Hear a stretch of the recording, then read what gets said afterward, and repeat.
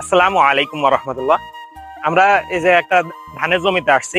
ধানের জমির এই জমির ফসলটা দেখেন ভাই, আর পাশের জমির ফসলটা দেখেন। এখন পাশের জমিতে দেখেন যে এর কালারই অন্যরকম, কিন্তু এই এই জমিটা দেখেন সবুজ সতেজ, প্লাস ধানগুলো অনেক ভালো আছে, পুষ্ট আছে। এখন এর একটাই কারণ, ইনি আমার থেকে আপনার কুইক পটাশ প্লাস আপনার বোরন আনছিল। বোরন এনে আপনার উপরে স্প্রে করছে। স্প্রে করার কারণে এই মাঠের ভিতরে আমি যখন প্রথমেই আসছি, আসার পরেই মানে চোখে বাজছে যে এই জমির ধানটা সবুজ সতেজ, প্লাস অনেক সুন্দর আছে। আর পাশে দুইটা জমি, ওই পাশে একটা এই পাশে একটা, দুইটাতেই দেখা যাচ্ছে আপনার এইটার থেকে কালার দুর্বল। এখন এখানে কুইক পটাশ আর বোরন ব্যবহার করার কারণে দেখেন প্রচুর সুন্দর দেখা যাচ্ছে, প্লাস এখানে ধান পুষ্ট আছে।